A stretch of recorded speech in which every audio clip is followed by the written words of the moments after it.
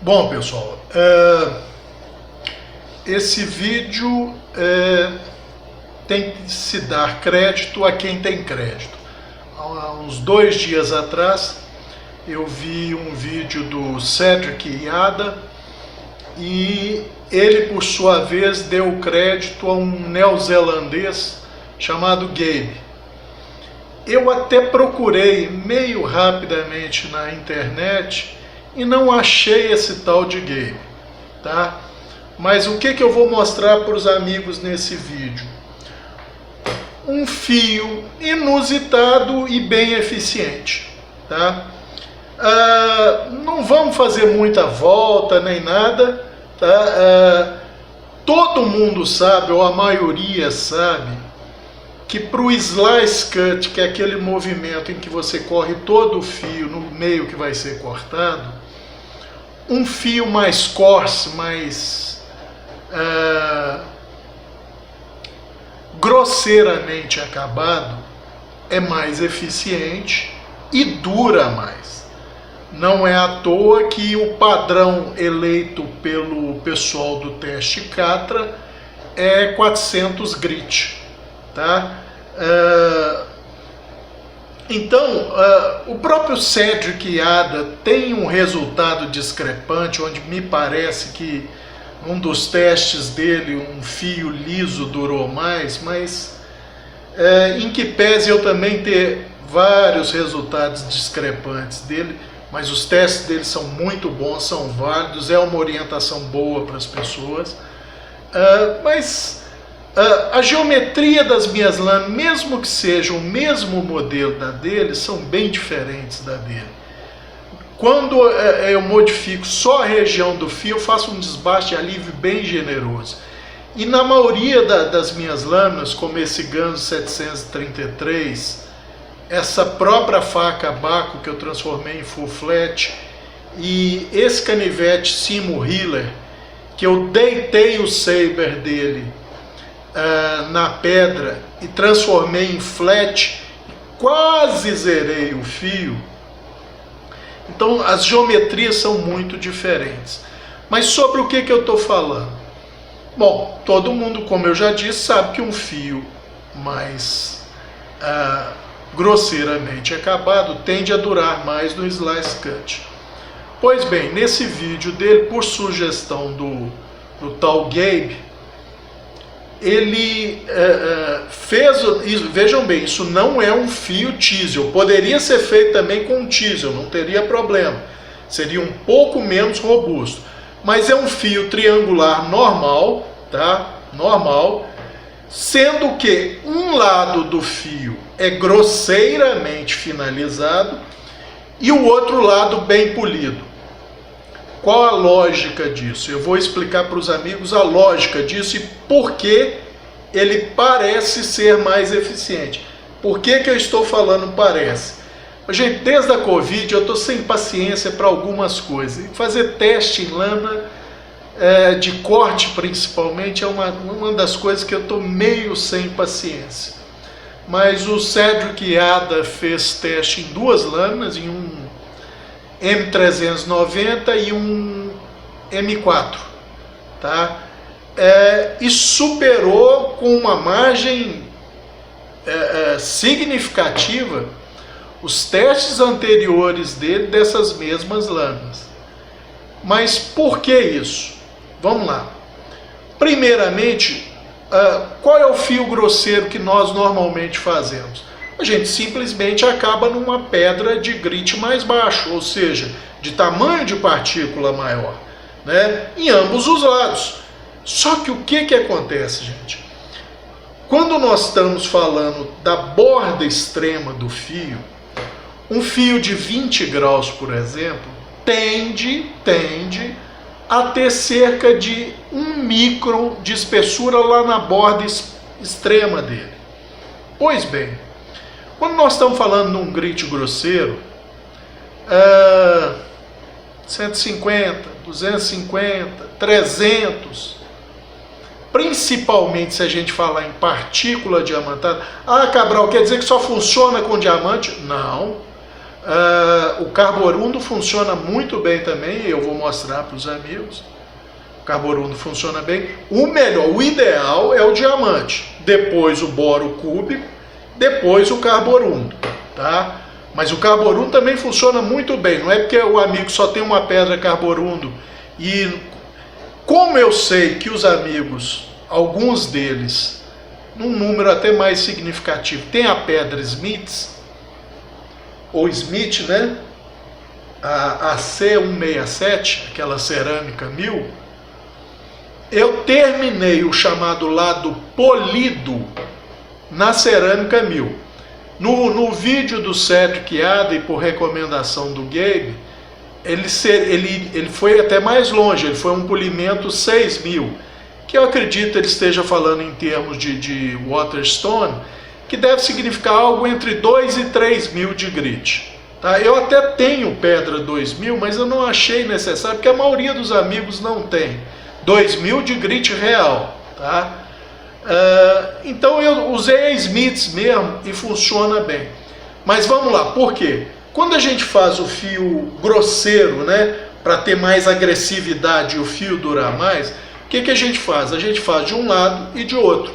O que acontece? Quando essas partículas entram na matriz do aço para desgastar, como elas são partículas grandes, elas formam um sulco nessa matriz do aço, mais ou menos como um arado faz da Terra.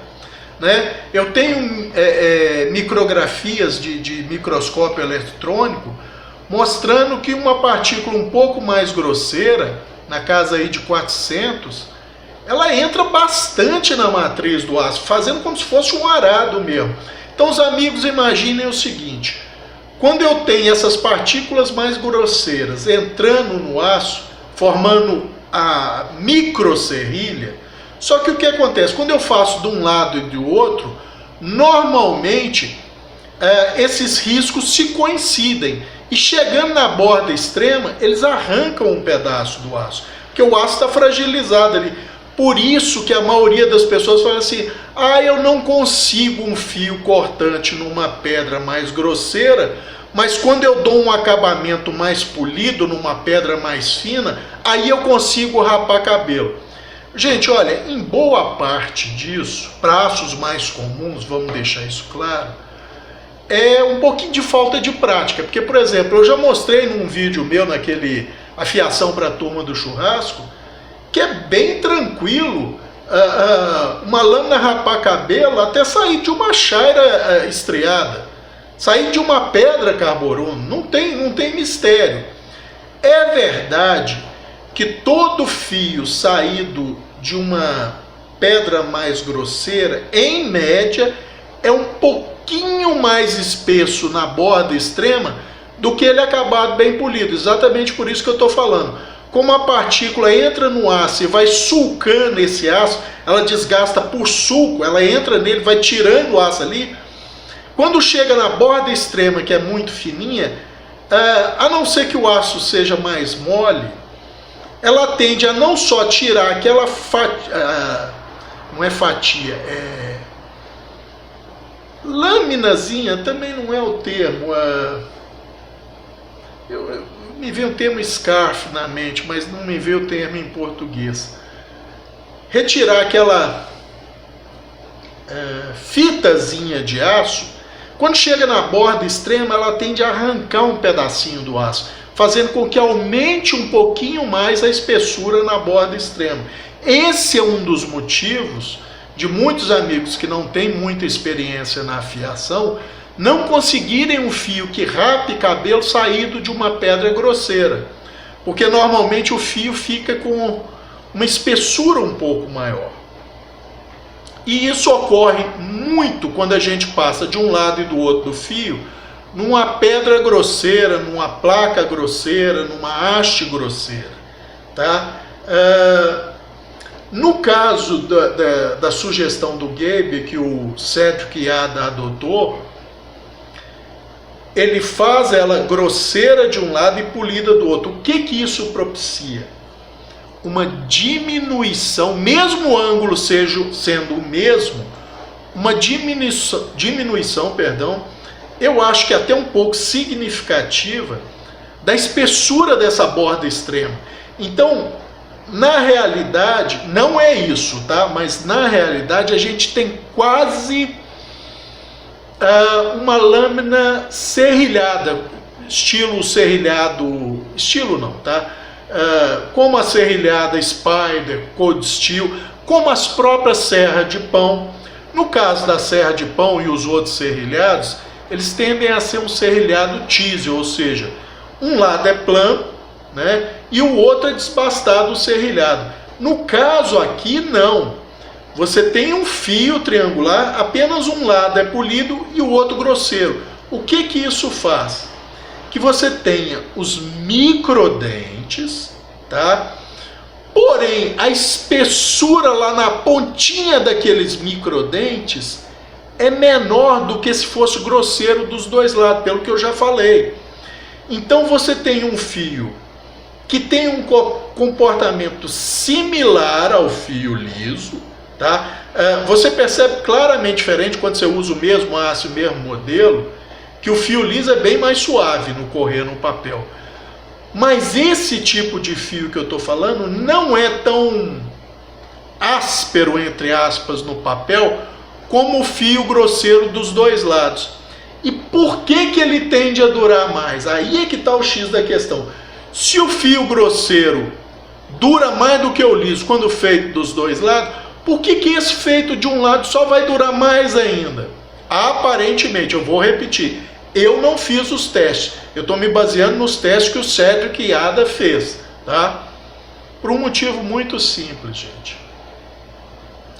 Esses microdentes, eles, vamos dizer, são mais robustos do que quando feito grosseiramente dos dois lados, pelo que eu já falei. Quando você faz dos dois lados, você tem esse sulcamento dos dois lados. Isso fragiliza o aço. Você às vezes tem a coincidência, às vezes não, muitas vezes você tem a coincidência de um sulco de um lado e de outro. Isso fragiliza bem o aço ali e principalmente aquele microdentinho originado, ele é mais frágil ainda. Então, mesmo que ele dure mais do que um fio liso no slice cut, com essa técnica de você polir um lado do fio e deixar o outro mais agressivo, mais grosseiramente acabado, você tem uma maior regularidade desses microdentes, porque só tem de um lado só, então você não tem sobreposição de risco de um lado e outro, você não tem enfraquecimento muito grande de aço. Quando você tem essa sobreposição, você tem em alguns casos uma microfratura mais fácil, porque aquele aço ficou fragilizado, e nesse caso, quando você tem ele grosseiro só de um lado e o outro polido, você tende a ter esses microdentes mais robustos, então eles resistem mais à fratura e ao rolamento, que o microdente também rola, tá? E com isso eles tendem, aparentemente, a lógica que eu vejo no sistema e que os testes do Cedric Yada mostraram, é que ele dura até mais, tá? Só que o Cedric Yada, ele recomenda o seguinte, como eu já falei, um lado 250 e o outro 6.000. Como eu sei que a maioria das pessoas não tem, eu tenho pedra 6.000, mas eu quero que todo mundo tenha experiência, e quem quiser fazer teste é a coisa mais fácil do mundo. A sua lâmina normal, sei lá, está acabada em 500, em 400, em 300, em 1.000, não importa. Você vai escolher um lado, eu só digo o seguinte, se você for destro, faça o lado grosseiro do lado direito da lâmina. Vai, Cabral, dá a diferença? Nesse caso, não muita, tá, gente? Mas tem uma diferençazinha, porque, por exemplo, para você cascar uma fruta, um legume, você vai fazer esse movimento. Então, o lado direito, que é onde tem os microdentes mais acentuados, é o que vai entrar, tá? Se você for canhoto, é o contrário, do lado esquerdo. Ele recomenda isso, 250 e 6.000, e depois passar num strop. O que acontece? Se você passar depois num strop, você vai limpar mais ainda esses microdentes. Então, aquelas ranhuras meio superficiais que criam nanodentes, que criam umas orelhinhas. Não você passar no estrope, você limpa aquilo. Sem contar que você dá um polimentozinho a mais, então os dentes ficam ainda mais homogêneos, tá? E você dá uma microconvexada nesses dentinhos, tá? E aumenta um pouquinho o ângulo, então ele tende a ficar um pouquinho mais resistente. Como eu sei que nem todo mundo tem strop, e por exemplo, numa faca de cozinha, você não vai usar strop na cozinha, apesar de que o óxido de cromo, eu já falei várias vezes com os amigos, esse óxido de cromo da pasta de polimento não é tóxico para o organismo, tá? Então mesmo que você sem querer engula, lógico, nunca ninguém deve usar uma faca no strop e sem nem passar um paninho pelo menos nela, usar direto no alimento. Porém, se o fizer, não está causando mal algum, tá? Do jeito que você ingerir esse óxido de cromo, ele vai ser eliminado via fezes. Seu organismo não consegue quebrar, metabolizar e absorver. Não pode ficar tranquilo quanto a isso. O que tira uma outra dúvida, pessoal. O toque no óxido de cromo, ele não vai passar por perfusão pela pele. Não vai passar, tá? Então pode ficar tranquilo. Então o que eu fiz? Em vez de usar o strop com óxido de cromo, eu usei uma chaira de aço lisa. E olha, dá diferença. Por quê? Porque você alinha aqueles microdentes, alinha inclusive o lado polido, e esse fio fica mais cortante, tá? Eu não trouxe a chaira lisa, mas eu tenho aqui essa micro chaira lisa que funciona. Então, vamos ver aqui. Esse aqui eu fiz nesse sisteminha aqui, tá? Que tem uma placazinha diamantada colada em uma das faces, tá?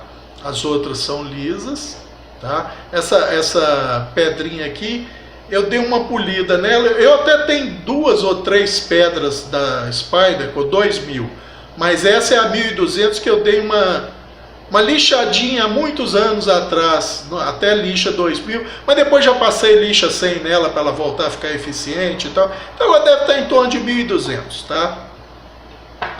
Então esse canivete, ele fica aqui em cima, eu passei aqui. Então um lado, que é o lado direito, o diamantado, e o lado esquerdo a cerâmica. Vou fazer silêncio.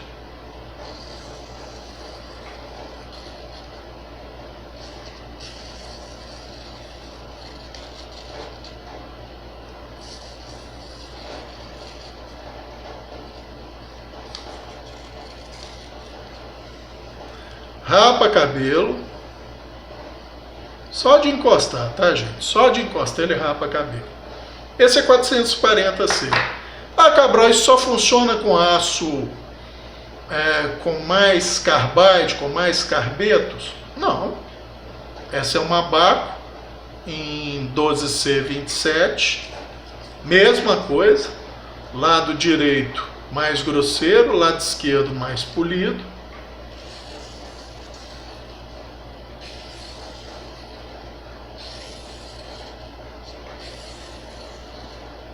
Tá?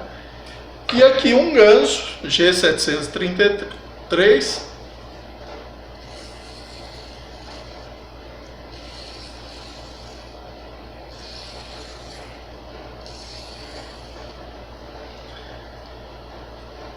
para vocês verem, é muito fácil fazer, você não precisa ter trabalho nenhum. Por exemplo, sua lâmina está com, sei lá, 600 de cada lado.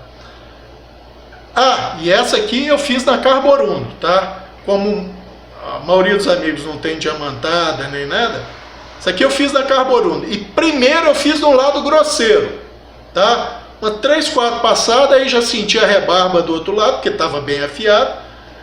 Passei nessa pedra fina. Se você não tiver essa pedra fina, gente, qualquer pedra fina que você tenha, 1000. Cabral, o indicado não é 6.000. Gente, mas é o que tem. Ninguém vai comprar uma pedra por causa disso, pelo amor de Deus. Gastar com isso é burrice, tá? Quando você estiver disposto a gastar e tiver uma pedra, ótimo. Se não tiver, fica nisso. Ah, Cabral, só tem a carborundo. Ô, gente, aí já não vai dar muito certo, porque não adianta você fazer um lado do lado grosseiro e o outro do lado fino, porque vai haver risco de ambos os lados, tá? E vai diminuir, vai enfraquecer um pouco. Funciona bem para fio grosseiro. Não estou falando que a partir de agora eu não faço mais fio grosseiro. Não, eu gostei do efeito, tá? Eventualmente, quando eu tiver paciência, eu tenho duas lâminas igual, duas faquinhas iguais. Eu vou testar uma só com fio grosseiro de ambos os lados e uma com grosseiro de um lado e de outro, e vou cortar uma cordinha de sisal e vamos ver, tá? Eventualmente, não sei quando eu vou fazer isso, quando eu vou estar com paciência para isso, mas é muito fácil fazer. O acabamento, vamos dizer que você está com uma faca, um canivete com fio polido. Você não tem uma placa diamantante, não tem problema. Pega a sua pedra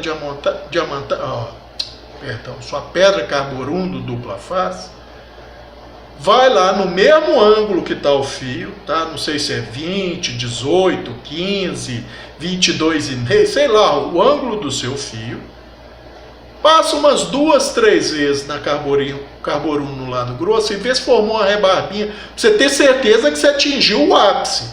Porque sem a rebarbinha você não vai ter certeza absoluta que você fez esse sulcozinho até lá no ápice extremo, tá? Então sentiu, aí você vai para uma pedra mais fina que você tem, pelo menos 1000, tá? Mínimo 1000, sendo que o ideal é uma 2000. A Smiths, por exemplo, é R$1.000, tá? É R$1.000. E aí vai passando no outro lado até polir. Detalhe importante, a última passada nas pedras sempre vai ser no lado mais coarse, bem devagarzinho. Por quê? Porque se você passou no lado polido e esse fio rolou um pouquinho entre os dentes ou no próprios dentes, a hora que você dá a última passada no lado grosseiro, esse fio está limpo e você está definindo esses dentinhos. E aí você pode pegar uma chaira que você tem em casa,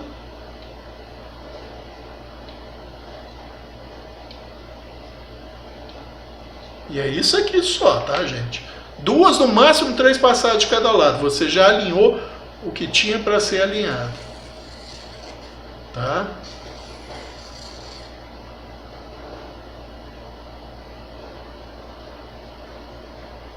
Rapando o cabelo sem problema, aos cabelinhos aí, tá? Então, ó, é uma proposta diferente. A durabilidade, como eu já falei, eu não sei, eu vou saber daqui a algum tempo, eu não sei quando eu vou fazer os testes, mas eu achei interessante, eu vi lógica no processo, por causa disso que eu estou falando, do jeito que eu já expliquei para os amigos. E para os amigos que gostam de lâmina afiada como eu, é uma diversão para quem quiser testar um fio. Por exemplo, um final de semana, se o amigo tiver uma corda de sisal fininha, né, porque no papelão, eu acredito que dê diferença, mas olha, o papelão ele tende a rolar mais o fio do que desgastar, tá? A corda não, a corda desgasta mais. Mas os amigos podem testar o fio liso, quanto ele corta de corda, o fio grosseiro dos dois lados, quanto ele corta de corda, e o fio feito grosseiro só de um lado e polido do outro, quanto ele corta de corda. Eu achei interessante, gostei do resultado, a agressividade, o fio fica quase tão suave quanto o liso, mas tem uma agressividade fora de série, por exemplo, para cortar casca de tomate maduro. É fora de série para cortar tomate maduro, tá? Cascar laranja, muito bom. Tudo que ele precise correr um pouquinho, apesar de tem gente que casca laranja só no push cut, eu mesmo faço isso às vezes, mas quando você faz um ligeiro movimento com a lâmina, maravilha. Cabral, isso dá para ser feito em todos os aços? Gente, olha, eu não sei, sinceramente, eu não posso dizer todos os aços, porque, por exemplo, os ZDP, aços muito duros, tá? Acima de 65, Maxamet, ZDP, RAP 40, Quando eles são produzidos acima de 65, porque muitas vezes está abaixo disso, eu já não sei a questão grosseira, porque esses aços tendem a fraturar muito quando a partícula é muito grande, tá? Por isso eles gostam de trabalhar mais quando eles estão mais polidos, tá? Porque é isso que eu estou falando, como eles são muito duros, você vai passar numa partícula mais grosseira, principalmente se for diamantada, essa partícula entra na matriz. Se o carbeto for pequeno, como é na maioria dos aços da metalurgia do pó, maioria não, em todos eles, se o carbeto for muito pequeno, se ele tiver superficial, a partícula arranca. Se ele tiver mais no limite de onde a partícula de diamante está penetrando na matriz, provavelmente ela vai dar um impacto, subir um pouquinho, tá? Ela dá um impacto naquele carbetozinho, sobe um pouquinho e continua o desgaste. Ela não vai arrancar ele lá de baixo, tá? A não ser que ela seja muito grande e entre mais abaixo dele, e aí talvez consiga arrancar. Então esses aços eu ainda não sei. Eu não sei quando eu vou testar isso com meus EDP de 65, por exemplo, de dureza. Eventualmente eu vou testar. Quando eu ver que o resultado realmente é o que o Cedric Ada mostrou nos testes dele, tá? Mas, por exemplo, a maioria desses aços comuns que a gente usa, com dureza abaixo de 65, eu acho que dá para usar sem maiores problemas. E aí os amigos podem se divertir com isso. Ah, eu vou fazer isso de um lado, mas também vou fazer num ângulo menor. Então, no lado grosseiro eu faço 15, no lado polido eu faço 20, ou vice-versa. Dá para os amigos que estiverem com paciência, eu não estou, se divertirem e brincarem à vontade com isso e ver o resultado. E aí adote aquele que mostrar o resultado melhor ou que o amigo gostar mais.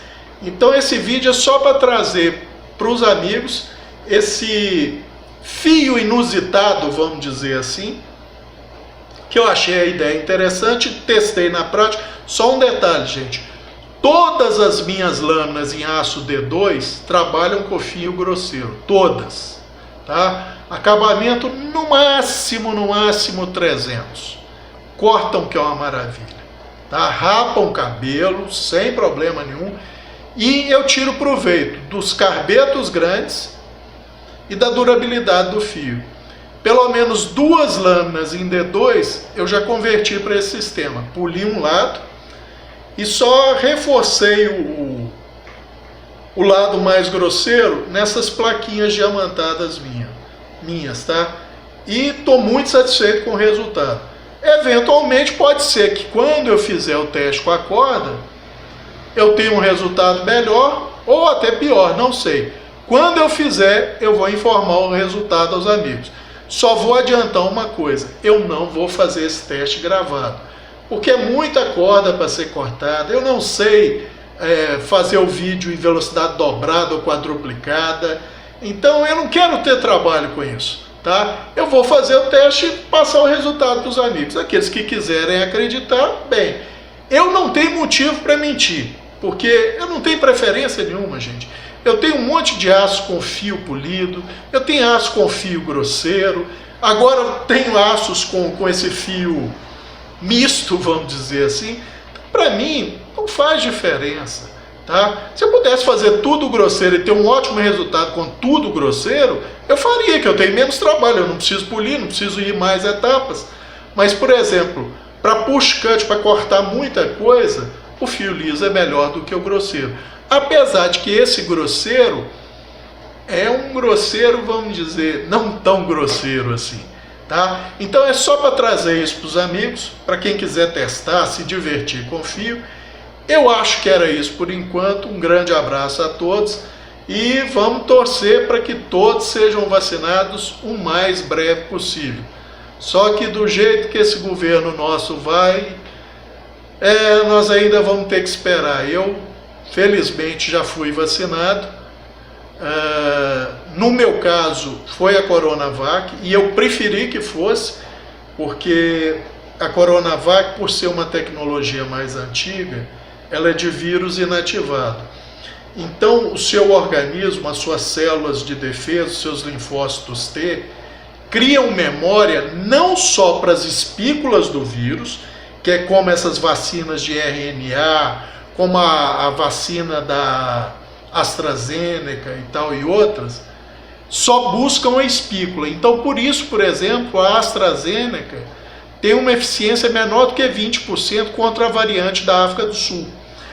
A Coronavac, por ser de vírus inativado, forma células de memória de defesa, logo anticorpos, contra as espículas, que é o que está mais em evidência, mas também contra uma série de proteínas da cápsula lipoproteica do vírus.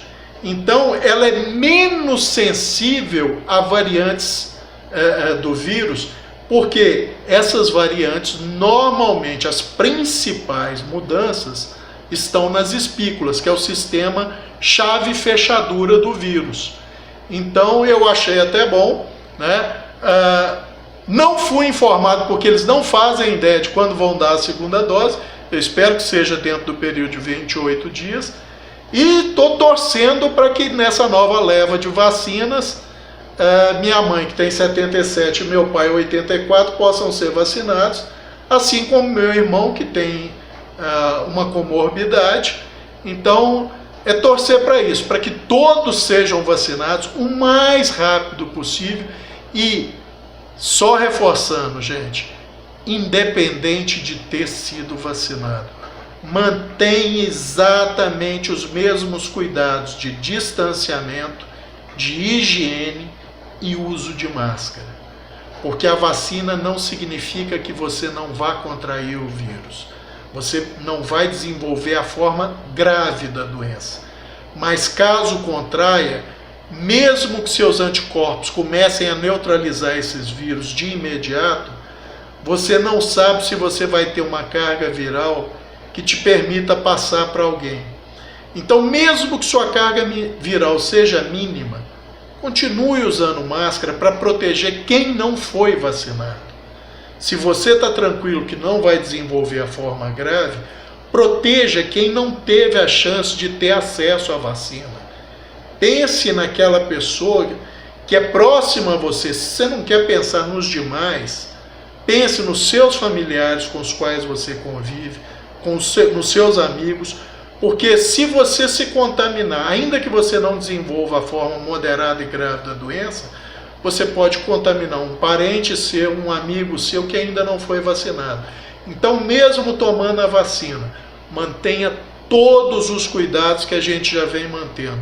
Uso de máscara, lavar a mão, higienizar a mão com sabão ou com álcool, gel ou líquido. Líquido é mais difícil de carregar, mas no consultório eu só uso álcool líquido. E distanciamento, tá? Procure não fazer bolinho, rodinha, não ficar muito próximo de uma pessoa, não conversar, tá? Se você foi vacinado, proteja os demais. Se você não foi vacinado, se proteja, tá? É isso então, um grande abraço a todos.